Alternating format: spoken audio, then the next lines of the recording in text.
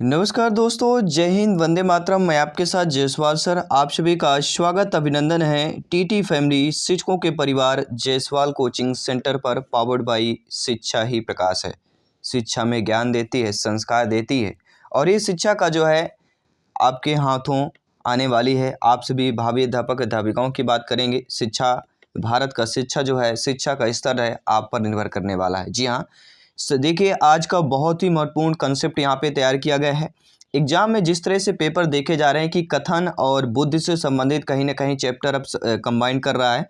2 से अधिक प्रश्न यहाँ पे बुद्धि से संबंधित पूछे जा रहे हैं, तो 2 से 5 नंबर इस क्लास पर आपके कंप्लीट होने जा रहे हैं। जी हाँ, संपूर्ण बुद्धि फैक्ट जानेंगे जिस संबंधित प्रश्न आपके एग्जाम पर आ रहे हैं, और बाकी प्रैक्टिस पेपर चल रहे हैं। आई बटन पर लिंक दे दी गई, जरूर ज्वाइन कीजिएगा, क्योंकि जिस तरह से प्रैक्टिस आपके प्रेपर कर रहे हैं, जिस प्रकार से आपके एग्जाम पर प्रश्न पूछे जा रहे हैं। तो चलिए देर न करते हुए इस संपूर्ण फैक्ट की बात करेंगे, पूरी जानकारी की बात करेंगे। क्वेश्चन नहीं कर रहे हैं, डायरेक्टली वो चीज़ कर रहे हैं जहाँ से प्रश्न पूछे जा रहे हैं। ठीक है, ये बहुत इंपॉर्टेंट है, क्योंकि टाइम पास नहीं करना, हम वो चीज़ें करना जहाँ से प्रश्न पूछे जा रहे हैं। और वीडियो के इन पे बताऊंगा कि बाल विकास में आप बेहतर तैयारी कैसे कर सकते हैं, पेडागोजी की तैयारी कैसे कर सकते हैं। ठीक है, पहले हम फैक्ट की बात कर लेते हैं। देखिए, आप सभी जानते हैं कि बुद्धि के अनेक सिद्धांत प्रतिपादित किए गए हैं जो उसके स्वरूप पर पर्याप्त प्रकाश डालते हैं। और जो बुद्धि के प्रमुख सिद्धांतों की बात करें, एक खंड का सिद्धांत, द्विखंड का सिद्धांत, तीन खंड का, बहुखंड का, मात्रा का सिद्धांत, वर्ग घटक का सिद्धांत, क्रमिक महत्व का सिद्धांत। देखिए, इनके सिद्धांत नहीं पूछे जा रहे हैं कि इनके प्रवर्तक कौन है, जनक कौन है। अभी तक देखा जाए क्या पूछा जा रहा है, ये भी हम आप बात करने वाले हैं। देखिए, पूछा क्या जा रहा है, जो हम पढ़ने वाले हैं, ध्यानपूर्वक समझिएगा, बहुत ही इंपॉर्टेंट ये चैप्टर है। जी हाँ, यूट्यूब इतिहास में पहली बार ऐसी क्लास हो रही है। एक खंड का सिद्धांत, इस सिद्धांत के प्रतिपादक बिनेट और टर्मन है। बिने और टर्मन, इनका बिने का पूरा नाम बिनेट कहते हैं। तो एक खंड के बुद्धि का सिद्धांत प्रवर्तक कौन है, बिने और साइमन है। सॉरी, बिने और टर्मन की बात करेंगे। ये आप जानते हैं, लेकिन आप ये नहीं जानते हैं कि इन्होंने बुद्धि को एक अखंड और अविभाज्य इकाई माना है। अब यहाँ से प्रश्न क्रिएट हो रहे हैं कि उन्होंने बुद्धि को क्या क्या माना है, तो एक अखंड और अविभाज्य इकाई माना है। और इनका मत है कि व्यक्ति की विभिन्न मानसिक योग्यताएं एक इकाई के रूप में कार्य करती है। अब यहाँ से प्रश्न क्रिएट हो जाता है कि किसका मानना है कि व्यक्ति की विभिन्न मानसिक योग्यताएं एक इकाई के रूप में कार्य करती हैं, तो आपके बिनेट और टर्मन का मानना है। दूसरी बात आती है आपके द्विखंड सिद्धांत की बात करेंगे। द्विखंड सिद्धांत, इस सिद्धांत का प्रतिपादक स्पीयरमैन है। सभी जानते हैं द्विखंड और तीन खंड के सिद्धांत के प्रवर्तक आपके स्पीयरमैन महोदय जी हैं। इनके अनुसार प्रत्येक व्यक्ति में दो प्रकार की बुद्धि होती है, समान और विशिष्ट बुद्धि। प्रश्न आ सकता है कि स्पीयरमैन के अनुसार जो है प्रत्येक व्यक्ति में बुद्धि कितने प्रकार की होती है, दो प्रकार की। कौन कौन सी होती है, समान और विशिष्ट बुद्धि होती है। तीन खंड का सिद्धांत जो बुद्धि का है, यह सिद्धांत भी स्पीयरमैन के नाम से संबंधित है, और इसमें इनका नाम सामूहिक खंड दिया गया है। उसने, यानी कि आपके जो स्पीयरमैन जी हैं ने तीन खंड को एक क्या नाम दिया है, सामूहिक खंड नाम दिया गया है, और बुद्धि का एक खंड और बनाया है। चौथा है बहुखंड का सिद्धांत। ये इस खंड को ध्यानपूर्वक समझ लीजिएगा। जी हाँ, बहुखंड का सिद्धांत, स्पीयरमैन के बुद्धि के सिद्धांत पर आगे कार्य करके गिलफोर्ड ने बहुखंड का सिद्धांत प्रतिपादित किया। जी हाँ, जहाँ पर स्पीयरमैन ने छोड़ दिया था कार्य को, उस कार्य को फिर आपने गिलफोर्ड महोदय जी ने फिर से शुरुआत की, और इस शुरुआत के बाद फिर उन्होंने बहुखंड के सिद्धांत का नाम दिया। किस पे, स्पीयरमैन के पद चिन्हों को चलकर गिलफोर्ड ने अगला सिद्धांत किया, और उसका नाम बहुखंड का सिद्धांत प्रतिपादित किया। पांचवें साथियों, मात्रा का सिद्धांत। जी हाँ, इस सिद्धांत का प्रतिपादक कौन है, थांडाइक महोदय जी। ध्यान दीजिए, जब भी मात्रा का नाम आए, बिल्ली का नाम आए, थांडाइक महोदय जिक्र कर दीजिएगा। शिक्षा मनोविज्ञान का है। एनिमल इंटेलिजेंस बुक किसने लिखी है, आपके थांडाइक महोदय जी ने। अमेरिकी मनोवैज्ञानिक थांडाइक महोदय जी हैं। पशु मनोवैज्ञानिक है, प्रथम शैक्षिक मनोवैज्ञानिक है। इन्होंने मुख्य नियम 3 दिए हैं, अभ्यास, तत्परता, प्रभाव या परिणाम का नियम। और इससे कल के पेपर में आया हुआ प्रश्न है थांडाइक महोदय जी से, 2 या 3 प्रश्न आए हुए हैं। गौड़ नियम इन्होंने 5 दिया है, बहुप्रतिक्रिया का नियम, मनोवृत्ति का, आंशिक क्रिया का, आत्मक्रिया का, सहचर क्रिया का। ठीक है, तो ये चीजें आपको कंठस्थ कर लें। संबंधवाद का सिद्धांत, प्रयत्न व भूल का सिद्धांत, प्रयास व त्रुटि का सिद्धांत, उद्दीपन अनुक्रिया का सिद्धांत, संयोजनवादी का सिद्धांत। कौन है, थांडाइक महोदय जी। और इन्होंने कहा है, इनका मत क्या है बुद्धि में, कि मस्तिष्क का गुण स्नायु तंतुओं की मात्रा पर निर्भर करता है। अब यहाँ से प्रश्न क्रिएट होता है कि मस्तिष्क का गुण स्नायु तंतुओं की मात्रा पर निर्भर करता है या निर्भर रहता है। किसका कथन है, किसका स्टेटमेंट है, किसकी परिभाषा है? यह थॉर्नडाइक महोदय जी की परिभाषा है। अगला जो टॉपिक आता है कि वर्ग घटक सिद्धांत। जी हाँ, ये आपने शायद ना पढ़ा हो, पढ़ लीजिएगा। वर्ग घटक सिद्धांत, जे थॉमसन ने बुद्धि को अनेक विशिष्ट योग्यताओं तथा विशेषताओं का समूह माना है और एक ही वर्ग में अनेक प्रकार की विशेषताएं होती हैं। किसने कहा है, ये ध्यान दीजिएगा। एक ही वर्ग में अनेक प्रकार की विशेषताएं होती, किसने कहा है? थॉमसन महोदय जी ने कहा है। ये थम कर इन्होंने कह दिया कि एक ही वर्ग में अनेक प्रकार की विशेषताएं होती हैं। अगला है क्रमिक महत्व का सिद्धांत। जी हाँ, बर्ट तथा टर्मन ने मानसिक योग्यताओं को क्रमानुसार महत्व दिया है। यह क्रम जो प्रकार है, सामान्य, स्मरण, चिंतन, तर्क, कल्पना और तीसरे में आता है विशेष मानसिक योग्यता। ये ध्यान दीजिएगा कि बर्ट तथा टर्मन ने मानसिक योग्यताओं को क्रमानुसार महत्व दिया है और ये क्रम कौन कौन सा है? एक पहला है सामान्य, दूसरा है स्मरण, चिंतन, तर्क, कल्पना और तीसरा है विशेष मानसिक योग्यता। अब यहाँ से प्रश्न आ रहे हैं कि स्मरण, चिंतन, तर्क, कल्पना संबंधित प्रश्न पूछे जा रहे हैं।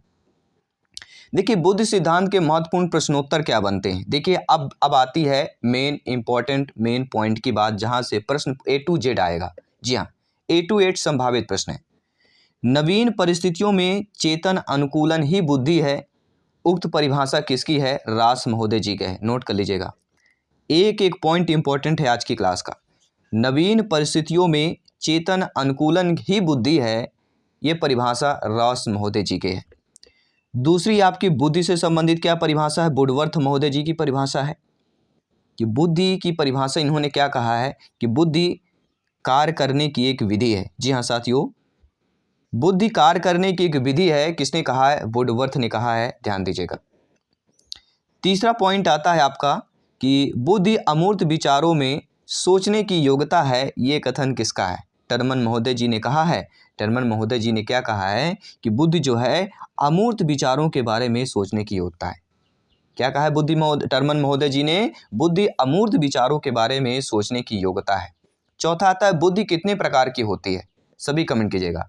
तो बुद्धि देखिए दोस्तों 3 प्रकार की होती है, यह आप लोग नोट कर लीजिएगा। बुद्धि कितने प्रकार की होती है? आपकी 3 प्रकार की होती है। पहली बुद्धि होती है मूर्त, दूसरी अमूर्त और तीसरी होती है सामाजिक।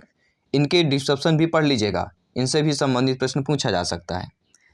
अगला जो है आपका 1904 में 2 कारक सिद्धांत का प्रतिपादन किसने किया था? तो 1904 में 2 कारक सिद्धांत का प्रतिपादन आपके स्पीयरमैन महोदय जी ने किया था। यह 2 कारक का सिद्धांत स्पीयरमैन महोदय जी ने कब किया था? 1904 में किया था। किसी भी टाइप से प्रश्न पूछा जा सकता है। अगला दिया गया कि श्रमिक के लिए कितनी बुद्धिलब्धि पर्याप्त होती है? जी हाँ, श्रमिक जो काम करते हैं, ठीक है, मजदूर होते हैं, हमारे भाई बहन किसान लोग हैं, उनके लिए जो है कितनी बुद्धि यहाँ पे होगी? तो उनके लिए बुद्धिलब्धि जो पर्याप्त होगी वह होगी 70 से 85 बुद्धिलब्धि। जी हाँ, श्रमिक के लिए जो है कितनी बुद्धिलब्धि पर्याप्त है? वह 70 से 85 बुद्धिलब्धि की बात करेंगे। और 70 से 85 जो बुद्धिलब्ध होती है, सभी लोग बताइए, 71 से 80 अल्पबुद्धि कहलाती है। क्या है? देखिए, आप सभी लोग जानते हैं कि बुद्धि से संबंधित प्रश्न एक प्रश्न अवश्य आता है, आएगा ही आएगा, पक्का बता रहा हूं। और अभी तक एग्जाम में देखे रहे 2 से ज़्यादा प्रश्न बुद्धि से पूछे जा रहे हैं। अगला जो आपका बुद्धि से संबंधित पॉइंट है कि बालक का वह गुण जिसमें किसी नवीन वस्तु का निर्माण किया जाता है, क्या कहलाती है? तो बालक का वह गुण साथियों जिसमें किसी नवीन वस्तु का निर्माण किया जाता हो, वही होता है सृजनात्मकता। नवीन वस्तु का निर्माण करना, क्रिएट करना, क्रिएटिविटी करना सृजनात्मकता से संबंधित हो जाता है। अनूप जलोटा की बात करेंगे, वो अनूप जलोटा नहीं कर रहे जो गायक हैं, लेकिन ये जलोटा परीक्षण वाले जलोटा जी हैं। जी हाँ, जलोटा ने परीक्षण दिया है सामूहिक बुद्धि परीक्षण। जब भी देखिए सामूहिक रूप से अगर जल कहीं करते हैं, मान लीजिए हम शंकर जी जा रहे हैं, किसी अपने अपने ईष्ट के लिए जा रहे हैं, अपने अपने देवताओं के लिए एक जल लोटा ले जा रहे हैं। कितने जल लोटा लेके जाते हैं, सामूहिक वहाँ पे स्नान कराते हैं। तो सामूहिक बुद्धि परीक्षण जलोटा जी की बात करेंगे, या जलोटा ने किस पर परीक्षण दिया है? सामूहिक बुद्धि परीक्षण की बात करेंगे। साथियों, अगला प्रश्न दिया गया है कि किस आयु में बालक की मानसिक योग्यता का लगभग पूर्ण विकास हो जाता है? ध्यान दीजिएगा, जी हाँ, किस आयु में जो है बालक की बात कर रहे हैं, बालक बालिका दोनों में अलग अलग डिफरेंस है, अंतर है, समझ लीजिएगा। बालक की मानसिक योग्यता का लगभग जो है पूर्ण विकास 14 वर्ष में हो जाता है। अगर बालिका आएगा तो 12 वर्ष कर लीजिएगा, ठीक है, 2 वर्ष घटा लीजिएगा। बहुखंड सिद्धांत का प्रतिपादन किसने किया था, थांडाइक महोदय जी की जिक्र हो जाएगा। और बुद्धि लब्धि को ज्ञात करने का सर्वप्रथम सूत्र किस मनोवैज्ञानिक ने दिया था, ये भी इंपॉर्टेंट फैक्ट है।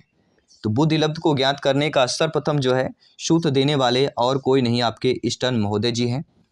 और अगला जो पॉइंट है कि बुद्धि लब्ध निकालने का सही फार्मूला क्या होता है, सभी को पता होगा, कई बार हम जिक्र कर चुके हैं, प्रत्येक बाल विकास के प्रैक्टिस पेपर पर कर चुके हैं कि MA आप CA मल्टीप्लिकेशन 100, MA मतलब मानसिक आयु, CA मतलब उसकी जो वास्तविक आयु होती है या करेंट एज, और मल्टीप्लिकेशन 100 कर देना, IQ आपका निकल आएगा।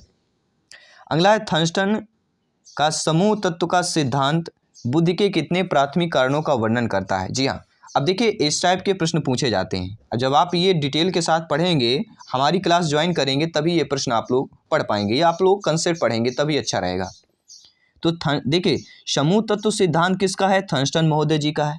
इन्होंने जो है इस बुद्धि में कितने प्राथमिक कारकों का वर्णन किया है, तो फिर आपका जवाब चाहिए कि 7 जो है प्राथमिक कारकों का इन्होंने वर्णन किया है।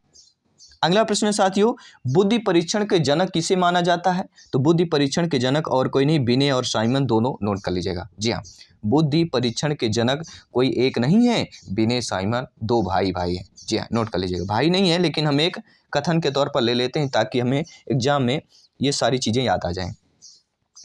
भारत में सर्वप्रथम बुद्धि परीक्षण का प्रारंभ कब किया गया, नोट कर लीजिएगा। जी हाँ, हाई लेवल प्रश्न, भारत में जो है सर्वप्रथम बुद्धि परीक्षण का प्रारंभ कब किया गया, 1922 में किया गया, नोट कर लीजिएगा। बुद्धि और विकास पूरक है एक दूसरे के, बुद्धि और जो है विकास पूरक हैं, तो किसके हैं, एक दूसरे के पूरक हैं। वर्णन ने किस सिद्धांत का प्रतिपादन किया था, तो क्रमिक महत्व का सिद्धांत अगर जिक्र आता है तो वर्णन महोदय जी की बात करेंगे। जी हाँ, वर्णन जो एक देखते होंगे लैब में, एक नाम आपने सुना होगा वर्णन, या कह दीजिए कि जो हमारे घरों में दिए जलते हैं ना, दिए, दीपक, दिए जो मिट्टी के तेल कैरोसिन से जलता है, हमारे घर में जलता है, ठीक है, आपके घर में जलता है तो आप लोग जानते हैं, लेकिन वो दिया जो जलता है उसके ऊपर लौ होती है, उसको बर्नर की तरह ले लीजिए, और वो अगर तेल है तो लगातार जलती रहती है, लगातार लौ बनाती रहती है, अर्थात क्रमिक महत्व का सिद्धांत किसका है, वर्णन महोदय जी का है। अगला प्रश्न है, प्रतिदर्श सिद्धांत के प्रतिपादक कौन है, तो जब भी प्रतिदर्श का नाम आए थाम लेना है, अपने आप को थाम लेना है। जब भी प्रतिदर्शन की बात करें, किसी को दर्शन करना है तो भैया थम के रहना पड़ेगा, थम के चलना पड़ेगा। मैहर वाली माता के हम धरती से हैं, और मैहर वाली के जब दर्शन करने जाते हैं तो सीढ़ियों को थम के चढ़ते हैं, अर्थात प्रतिदर्शन करना है तो थम के चलना पड़ेगा, अर्थात प्रतिदर्शन सिद्धांत के प्रतिपादक थॉमसन महोदय जी का है। जी हाँ, अगला प्रश्न देखिए साथियों, त्रिआयाम सिद्धांत के प्रवर्तक कौन है, गिलफोर्ड। जी हाँ, देखिए गिल्ली में डंडा जब खेलते हैं ना, गिल्ली डंडा खेलते हैं तो 3 चीज़ें की आवश्यकता होती है, एक गिल्ली जो होती है छोटी लकड़ी की, एक डंडा होता है, एक गड्ढा बनाया जाता है, 3 चीज़ों की आवश्यकता होती है, अर्थात त्रिआयाम, 3 आयामों की जरूरत होती है। तो 3 आयाम सिद्धांत के प्रवर्तक गिलफोर्ड महोदय जी हैं, नोट कर लीजिएगा। अगला प्रश्न है साथियों, बुद्धि परीक्षण को कितने भागों में बांटा गया है, तो बुद्धि परीक्षण, बुद्धि 2 शब्दों से वैसे मिलकर बना हुआ है, तो बुद्धि में समझ लीजिए 2 भागों को बांटा गया है, ठीक है। चलिए अगला प्रश्न है, बुद्धि पहचानने तथा सुनने की शक्ति है, यह मत किसके है, बिने महोदय जी का है। जी हाँ, बुद्धि जो है पहचानने और सुनने की शक्ति है, यह मत किसका है, तो पहचानना और सुनना, ये किसकी बात कर रहे हैं, बिने महोदय जी का मत है, नोट कर लीजिएगा, बिने महोदय जी का स्टेटमेंट है, कथन है। अब देखिए बुद्धि के सिद्धांत और उनके प्रतिपादक की बात कर लेते हैं शॉर्ट फॉर्म में, ठीक है। तो देखिए बुद्धि के एक खंड की बात करें, निरंकुशवादी सिद्धांत, बिने, टर्मन, स्टर्न महोदय, ये तीनों याद रखिएगा। जी हाँ, एक बार फिर से रिवीजन कर रहे हैं, ध्यानपूर्वक एक एक पॉइंट को नोट कर लीजिएगा। एक खंड का सिद्धांत, निरंकुशवादी का सिद्धांत पूछ लिया गया किसका है, तो बिने, टर्मन, स्टर्न, कब दिया, 1911 में दिया। दूसरा पॉइंट आता है द्विखंड का सिद्धांत, 1904 में स्पेयरमैन महोदय जी ने दिया। अगला पॉइंट आता है 3 खंड का सिद्धांत, स्पेयरमैन महोदय जी ने ही दिया है, और बहुखंड का सिद्धांत थांडाइक महोदय जी ने दिया है, और समूह कारक का सिद्धांत थर्स्टन व कैली महोदय जी ने दिया है। तो ये था आपके एक खंड, द्विखंड, 3 खंड, बहुखंड, समूह कारक, ये बुद्धि के सिद्धांत हो गए। अब देखिए बुद्धि की परिभाषा जान लेते हैं जो महत्वपूर्ण पूछी जा रही है, ठीक है। तो शिक्षा मनोविज्ञान में बुद्धि के ऊपर सर्वाधिक कार्य किया गया है, और 17वीं शताब्दी से ही दर्शन के साथ मनोविज्ञान के अध्ययन पर बुद्धि के स्वरूप, संरचना, प्रकार, सैद्धांतिक आधार की चर्चा प्रारंभ की गई है। जहाँ तक बुद्धि शब्द की परिभाषा का प्रश्न है तो मनोवैज्ञानिकों ने इन्हें 3 श्रेणियों में विभक्त किया है। कौन कौन सी? समायोजन, सीखने की क्षमता और अमूर्त। जी हाँ, मनोवैज्ञानिकों ने बुद्धि शब्द की परिभाषा 3 शब्दों में किया है। पहली आपकी समायोजन है, सीखने की क्षमता है और अमूर्त चिंतन है। अंग्रेजी में बुद्धि को कंस्ट्रक्ट के नाम से जाना जाता है। व्यक्तिगत विभिन्नता के आधार पर हर व्यक्ति में बुद्धि का स्तर आनुवंशिकी एवं पर्यावरणीय कारकों के प्रभाव के कारण अलग अलग होता है। और E.L. थार्नडाइक ने बुद्धि के 3 प्रकार बताए हैं। काफ़ी बार आपके टेलीग्राम या इंस्टाग्राम पर मैसेज आते हैं, ठीक है, क्वेश्चन काफ़ी सारे, तो जब भी टाइम मिलता है हम रिपीट जरूर करते हैं आप लोगों का। तो E.L. थार्नडाइक ने बुद्धि के कितने प्रकार बताए हैं? 3 प्रकार, सामाजिक बुद्धि, अमूर्त बुद्धि, मूर्त बुद्धि। ये ध्यान दीजिएगा, ये प्रश्न पूछा गया है शायद MP टेट, ठीक है, ग्रेड 3 में। तो थार्नडाइक महोदय जी ने बुद्धि के 3 प्रकार बताए हैं। कौन कौन से हैं? सामाजिक बुद्धि, अमूर्त बुद्धि और मूर्त बुद्धि। इनसे संबंधित प्रश्न आ सकता है, ठीक है। कि सामाजिक बुद्धि की बात करें, सामाजिक बुद्धि से तात्पर्य वैसी मानसिक क्षमता जिसके सहारे व्यक्ति अन्य व्यक्तियों को ठीक ढंग से समझता है, वह व्यवहार कुशलता दिखा पाता है। ऐसे लोगों का सामाजिक संबंध बहुत ही अच्छा होता है, वह समाज में उनकी बहुत इज्जत होती है। जैसे अच्छे नेता, शिक्षक, ये किसकी विशेषता? अब देखिए यहाँ से प्रश्न पूछा जाएगा कि अच्छे नेता, शिक्षक जो है ये किसकी विशेषता है? तो थार्नडाइक महोदय जी की जो सामाजिक बुद्धि है इसकी विशेषता हो जाएगी, ठीक है। इस टाइप के प्रश्न पूछे जाएंगे। दूसरा आता है अमूर्त बुद्धि। देखिए, अमूर्त बुद्धि से तात्पर्य वैसी मानसिक क्षमता है जिसके सहारे व्यक्ति शाब्दिक तथा गणितीय संकेतों व चिन्हों को आसानी से समझ पाता है। अब देखिए यहाँ से प्रश्न आएगा कि जो है किस बुद्धि की सहायता से जो है बच्चा जो है, मान लीजिए कोई एक कहानी दे दिया, कहावत दे दिया जाएगा, कोई बच्चा ऐसा करता है और गणितीय संकेतों चिन्हों को आसानी से समझ पाता है, वह किस बुद्धि से प्रेरित होगा या किस बुद्धि पे परिपक्व होगा? तो वह होगा अमूर्त बुद्धि, ठीक है। ऐसे व्यक्ति जिनमें अमूर्त अधिक होता है तो सफल कलाकार, पेंटर, गणितज्ञ होते हैं। तो अमूर्त बुद्धि में किस किस कैटेगरी को रखा जाता है? सफल कलाकार, पेंटर और गणितज्ञ, ये 3 ध्यान रखिए, ठीक है। ये 3 एग्जाम्पल हैं अमूर्त बुद्धि के। पहले ध्यान दीजिएगा, नेता हो गया, शिक्षक हो गया, ये आपके किस में रखे जाएंगे? सामाजिक बुद्धि पे कैटेगरी पर रखे जाएंगे। और आपके जो सफल कलाकार, पेंटर, गणितज्ञ हो गए, ये अमूर्त बुद्धि पर रखे जाएंगे। और तीसरी आती है मूर्त बुद्धि। मूर्त बुद्धि से तात्पर्य ऐसी मानसिक क्षमता से है जिसके सहारे व्यक्ति ठोस वस्तुओं का महत्व समझ पाता है, उसका उपयोग ठीक ढंग से विभिन्न परिस्थितियों से करता है और ऐसे बुद्धि वाले व्यक्ति सफल व्यापारी बन सकते हैं। तो मूर्त बुद्धि बिजनेस से संबंधित हो जाएगा, ये ध्यान दीजिएगा।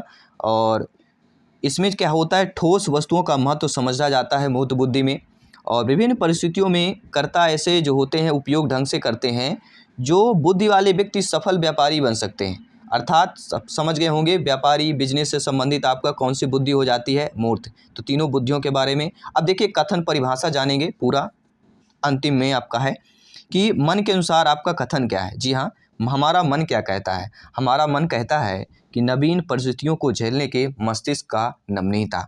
जी हाँ, हमारा मन कहता है कि नवीन परिस्थितियों को झेलने की मस्तिष्क की नमनीयता होनी चाहिए। ये किसका कथन है? मन का कहता है। और दूसरा बकिंघम का क्या कथन है? बकिंघम का कथन है कि सीखने की योग्यता ही बुद्धि है। अगर आपके पास सीखने की योग्यता है तो आपके पास बुद्धि है, अगर आप सीखने के लिए तैयार हैं तो आपके पास बुद्धि है। ये किसका कथन है? बकिंघम के अनुसार है। जी हाँ, अगला जो आपका कथन दिया गया है ध्यानपूर्वक समझ लीजिएगा। बर्ट के अनुसार कथन है, जी हाँ, बुद्धि अच्छी तरह निर्णय करने, समझने एवं तर्क करने की योग्यता है। जी हाँ, बुद्धि जो है, आप अगर अच्छी तरह से निर्णय कर पाएंगे, जब देखिए एग्जाम हॉल में बैठे हुए हैं, आपका निर्णय कैसा होता है उस प्रश्न पर, अगर आप अच्छी तरह से उस प्रश्न का निर्णय कर रहे हैं, उस प्रश्न को समझ कर रहे हैं, तर्क करने की योग्यता है आप में, तो आप लोग सफल होंगे, आप लोग क्वेश्चन को सॉल्व कर पाएंगे। ये किसका कथन है? बर्ट का कथन है, ठीक है। चलिए वुडवर्थ की बात करेंगे। तो कार्य करने की एक विधि है, ये वुडवर्थ का कथन है। और एक ये है कि सीखने की योग्यता ही बुद्धि है। ये दोनों में कन्फ्यूजन हो सकता है। तो सीखने की योग्यता ही बुद्धि है, बकिंघम का कथन है। और बुद्धि कार्य करने की विधि है, ये वुडवर्थ का कथन है। इन परिभाषाओं से स्पष्ट होता है कि बुद्धि के अतीत अनुभवों का प्रयोग नवीन परिस्थितियों में समायोजन, परिस्थिति को समझना तथा क्रिया को व्यापक रूप से समझना ही बुद्धि है। और बुद्धि के विषय में एक मत यह विकसित हो रहा है कि बुद्धि नामक कोई भी तथ्य नहीं है। प्रत्येक व्यक्ति अपनी अपनी क्षमताएं होती हैं और एक व्यक्ति एक क्षेत्र में अपनी योग्यता क्षमता का लाभ उठाता है तो दूसरा व्यक्ति दूसरे क्षेत्र में लाभ उठाता है। तो इसलिए अपनी क्षमता, अपना व्यक्तित्व, अपनी बुद्धि का लाभ उठाइए, सिलेक्शन पाइए, अपने सपनों को साकार कीजिए, अपने माता पिता के सपनों को साकार कीजिए। मैं आपके जल्दी एनालिसिस पर आज के पेपर पर मिलता हूँ। सभी मित्रों को जय हिंद, वंदे मातरम। Best wishes for all teachers, brothers, sisters and भाई बहन गृहिणी। जी हाँ, सभी का धन्यवाद करते हैं। जल्दी मिलते हैं आपके अगले एनालिसिस। आज के पेपर की बात करेंगे।